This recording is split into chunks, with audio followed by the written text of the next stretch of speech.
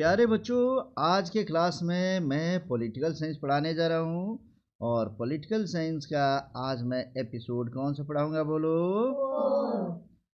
Episode 4। सबके मुंह से आवाज़ निकलना चाहिए बच्चों, अगर समझ में आता है तो बोलोगे, ठीक है ना? और एपिसोड 4 में मैं पढ़ाने जाऊंगा राज्यसभा। क्या पढ़ाऊंगा बच्चों? राज्यसभा। और तुम्हें पता होना चाहिए बच्चों कि राज्यसभा पढ़ने के पहले मैं तुम्हें बता दूं कि इसके पहले मैंने तुम्हें पढ़ाया था बच्चा, क्या क्या पढ़ाया था। एक नज़र यहाँ हम लोग देते हैं और तब हम लोग आगे बढ़ते हैं। बच्चे याद रखना, ये सब वीडियो मैं बना चुका हूँ। सबसे पहले मैं बताया था कि राजनीति शास्त्र किसे कहते हैं, ठीक है बच्चे। और उसके बाद मैं बताया था कि राजनीति शास्त्र के बाद से कि राजनीति राज्य प्लस सरकार के अध्ययन को कहते हैं, तो हमने बताया था कि सरकार किसे कहते हैं। समझ में आ गया? नेक्स्ट क्वेश्चन मैं तुमसे पूछूंगा फिर से सरकार के बाद से कि राज्य किसे कहते हैं। क्या पूछूंगा? राज्य। तो ये सब अगले पिछले वीडियो में तुम देख चुके हो बच्चे। उसके बाद मैं बोला था कि ये कौन कौन से लोग होते हैं सरकार बनाने में। तो एमपी होते हैं, MLA, MLC, CM, PM, president, home minister, ये सब मैं पढ़ा चुका हूँ बच्चे। उसके बाद मैं वीडियो में तुम्हें बताया था संप्रभुता क्या है। संप्रभुता की कमी के कारण बिहार को हम राज्य नहीं कह पाते हैं, या बात कि किसी भी राज्य को राज्य नहीं कहते हैं, ठीक है। फिर हमने बताया था सरकार के अंग। सरकार के मुख्यतः कितने अंग होते हैं बच्चे? 3 अंग होते हैं। पहले अंग को क्या बोलते हैं? विधायिका या व्यवस्थापिका, जिसे लेजिस्लेचर के नाम से हम जानते हैं। और दूसरा होता है कार्यपालिका, जिसे एक्सिक्यूटिव कहते हैं। और तीसरा होता है न्यायपालिका, जिसे हम जुडिशरी कहते हैं। तीनों को एक एक करके हमने तुम्हें एक्सप्लेन किया था और बताया था बच्चे कि कौन कौन व्यक्ति ऐसे हैं जो हमारी कार्यपालिका में आते हैं। तो कार्यपालिका में आते हैं कौन कौन? IAS, SP, IFS, IRS, DSP, TCS, UPSC, BPSC, UPPSC से चुने गए कैंडिडेट्स। ये सब का फुल फॉर्म मैं बोला था तुमको याद कर लेने के लिए। याद है बच्चे तुम लोगों को? फिर उसके बाद न्यायपालिका में हमने बताया था जुडिशरी में आते हैं, जैसे कोर्ट आता है, हाई कोर्ट आता है, सुप्रीम कोर्ट आता है। उसके बाद विधायिका के कार्य क्या होते हैं? तो 2 जगह विधायक के कार्य होते हैं बच्चे, एक केंद्र में और दूसरा राज्य में। तो केंद्र में कौन कौन होते हैं? तो केंद्र में ये हमने तुम्हें बताया था कि केंद्र में 2 सदन होते हैं। सबसे पहले हम जानते हैं कि सदन किसे कहते हैं। तो कोई भी एमपी, एमएलए माने विधान बनाने वाले लोग जहाँ बैठकर जिस जगह पे नियम कानून बनाते हैं उसी को हम क्या बोलते हैं? सदन कहते हैं बच्चे। तो इस तरीके से 2 प्रकार का सदन है केंद्र में। एक को हम कहते हैं लोकसभा या निम्न सदन है, दूसरे को क्या कहते हैं? राज्यसभा या उच्च सदन। लोकसभा क्या है, कितने वर्ष इसके लोग रहते हैं, ये सब हम पढ़ चुके हैं। और आज के एपिसोड में अब हम पढ़ने जा रहे हैं, बोलो क्या? राज्यसभा। ये एपिसोड 4 है बच्चा। तुम लोग इसको देख लोगे और इस एपिसोड को खूब बेहतरीन तरीके से समझोगे। एपिसोड 4 अगर कंप्लीट होता है तो तुम लोग सरकार के महत्वपूर्ण कार्यों को ठीक से समझ जाते हो। तो राज्यसभा क्या होता है बच्चे, समझो। राज्यसभा संसद का उच्च सदन होता है। कौन सा सदन होता है? निम्न सदन लोकसभा को कहते हैं और उच्च सदन किसको कहते हैं हम लोग? राज्यसभा को। इसे अस्थाई सदन या परमानेंट हाउस के नाम से जाना जाता है, क्योंकि ये कभी भी भंग नहीं होता है। लोकसभा 5 वर्षों के बाद भंग हो जाता है, खत्म हो जाता है, एंड हो जाता है, ठीक है। लेकिन राज्यसभा कभी भंग नहीं होता है। पूछूंगा क्वेश्चन ये बनेगा, यहाँ पे बताते जाओगे तुम लोग। फिर मैं कहूँगा राज्यसभा के सदस्यों का कार्यकाल 6 वर्ष का होता है। इसके पहले पढ़ाया था लोकसभा के सदस्यों का कार्यकाल कितना साल? 5। लेकिन राज्यसभा के सदस्यों का कार्यकाल कितना? 6। भूलोगे नहीं ना तुम लोग? No sir. आ जाओ। कहते हैं यहाँ प्रत्येक जो सदस्य होते हैं 2 वर्षों में 1/3 सदस्य सेवानिवृत्त हो जाते हैं। माने हर 2 वर्ष पे जितने मेंबर्स होते हैं राज्यसभा के, उसमें से 1/3 सदस्य ऐसे होते हैं जो सेवानिवृत्त माने रिटायर कर जाते हैं बच्चे। आ रहे समझ में ना? अतः राज्यसभा कभी भंग नहीं होता है, क्योंकि जितने लोग रिटायर करते हैं 2 वर्ष में उतने लोगों को फिर से चुन लिया जाता है। समझ में आ गया? इसलिए राज्यसभा को हम अस्थाई सदन के नाम से ही जानते हैं, परमानेंट हाउस के नाम से इसे जानेंगे, ठीक है बच्चों। अब हम इसके आगे पढ़ते हैं कि राज्यसभा के सदस्य भी सांसद या एमपी या मेंबर ऑफ पार्लियामेंट कहलाते हैं। इसे भूलोगे नहीं ना जी। जो राज्यसभा के सदस्य होते हैं, इसके जो मेंबर्स होते हैं, उसको भी हम क्या बोलते हैं? सांसद, या क्या बोलेंगे? एमपी।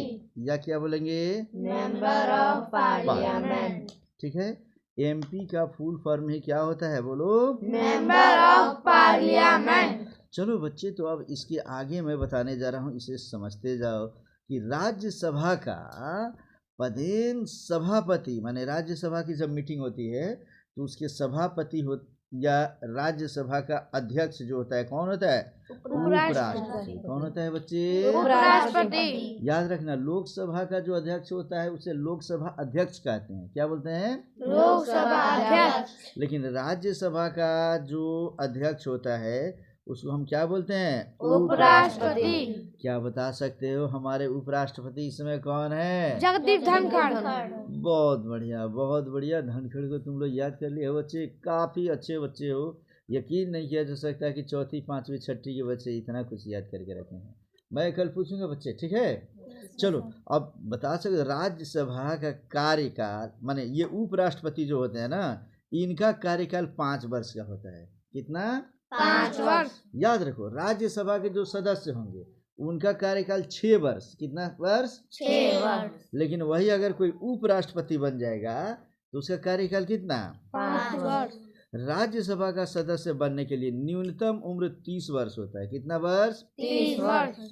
लोकसभा का सदस्य बनने के लिए 25 वर्ष। अब पिछले वीडियो में बताया था, ठीक है ना जी? लेकिन राज्यसभा के सदस्य बनने के लिए कितना उम्र होना चाहिए? 30 वर्ष। समझ रहे हो बच्चा? अब समझ लो, सबसे पहले राज्यसभा के सभापति तुम्हें पता है कौन थे? डॉक्टर सर्वपल्ली राधाकृष्णन। तो मेरे प्यारे बच्चों, तुम्हें पता होना चाहिए यही डॉक्टर सर्वपल्ली राधाकृष्णन है जो पेशे से पहले शिक्षक थे। क्या थे जी? शिक्षक। एक टीचर होने के बावजूद ये सबसे पहले राज्यसभा के सभापति बने, अर्थात उपराष्ट्रपति बने। ये सभी देखते जाओ, क्या बने जी? उपराष्ट्रपति बन गए। और आगे चलकर फिर ये देश के राष्ट्रपति बन गए। और इसी डॉक्टर सर्वपल्ली राधाकृष्णन के जन्म इनका होता है 5 सितंबर को। कितने तारीख को? 5 तो सितंबर। इनके जन्मदिन को हम लोग शिक्षक दिवस के रूप में मनाते हैं। किस दिवस में? शिक्षक दिवस। पिछले साल तुम लोग शिक्षक दिवस मनाए थे बच्चे? Yes sir. इस साल भी मनाओगे? Yes sir. कितने तारीख को मनाओगे? 5 सितंबर। किसके याद में मनाओगे? डॉक्टर सर्वपल्ली राधाकृष्णन। डॉक्टर सर्वपल्ली राधाकृष्णन। अर्थात राज्यसभा का जो सभापति होता है वह कौन होता है जी? उपराष्ट्रपति। पूछूंगा, बता दोगे बच्चे? Yes sir. क्या तुम्हें पता है बच्चों कि भारत में, अब पूरे इंडिया की बात करते हैं, भारत में सर्वाधिक संख्या वाला राज्य एमपी के दृष्टिकोण से उत्तर प्रदेश है। एमपी मत माने सांसद, लोकसभा के सदस्य सबसे ज्यादा कहाँ से चुन कर जाते हैं? उत्तर प्रदेश।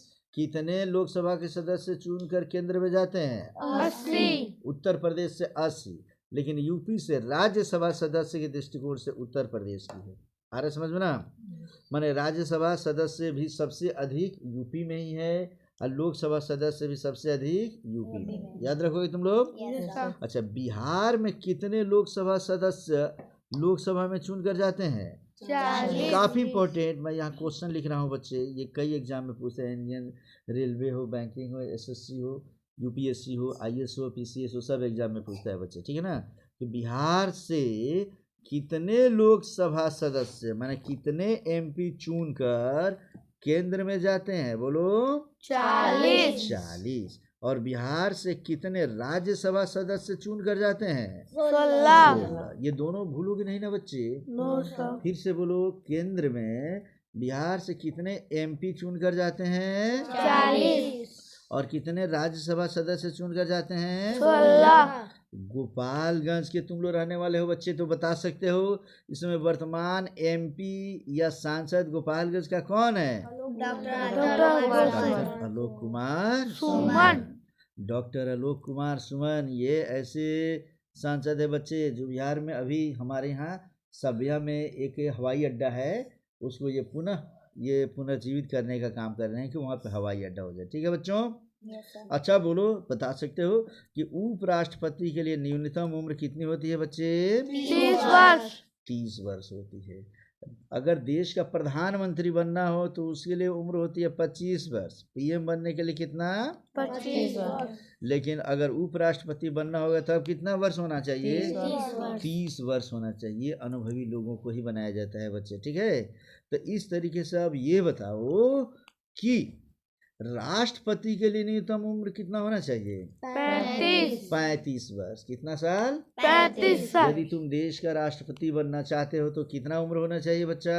35 वर्ष। उपराष्ट्रपति बनना चाहते हो तो कितना साल? 30 साल। और देश का प्रधानमंत्री बनना हो, लोकसभा के सदस्य बनना हो, एमपी बनना हो या प्रधानमंत्री बनना हो तो उसके लिए न्यूनतम उम्र कितनी होनी चाहिए? 25 वर्ष। 25 वर्ष। नहीं ना भूलेगा बच्चा? No sir. और कोई भी सरकारी कर्मचारी अगर बनना हो, तुम्हें नौकरी करना हो अगर किसी भी सरकार में, तब तुम्हारा उम्र कितना होना चाहिए बच्चा? 18 वर्ष। अर्थात अभी तुम कितने भी तेज क्यों ना हो बच्चे, तुम्हारी नौकरी तब तक नहीं होगी जब तक तुम्हारा उम्र कम से कम कितना हो जाए?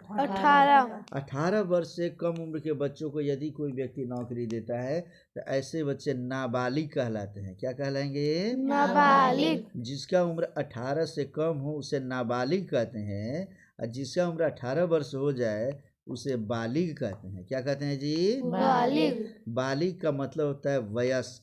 क्या होता है जी? वयस्क। वयस्क को इंग्लिश में एडल्ट कहते हैं। क्या कहते हैं जी? एडल्ट। एडल्ट उसे कहा जाता है जब व्यक्ति कुछ सोचने समझने की शक्ति रख लेता है, अपने दिमाग से सोच सकता है कि क्या अच्छा है क्या बुरा है। उसके लिए न्यूनतम उम्र कितना रखा गया है? 18 वर्ष। 18 वर्ष। तो तुम लोग अभी बालिग हो कि नाबालिग हो बच्चे? नाबालिग। नाबालिग हो। कौन से क्लास में पढ़ते हो? 4। 4, 5, 6 के बच्चे होकर और तुम लोग ये पढ़ रहे हो तो तुम लोग बालिग के जैसे पढ़ रहे हो बच्चे, ठीक है ना। अच्छे बच्चे उसको नहीं बताते। अब हम पढ़ने जा रहे हैं राज्य में राज्य सरकार। तो इस तरीके से बच्चे हम अभी जो पढ़े थे इस वीडियो में वह पढ़े थे हम लोग राज्यसभा के बारे में। अब हम पढ़ेंगे किसके बारे में? राज्य के बारे में, ठीक है ना बच्चे। तो इसको पढ़ेंगे हम लोग अगले वीडियो में। ओके।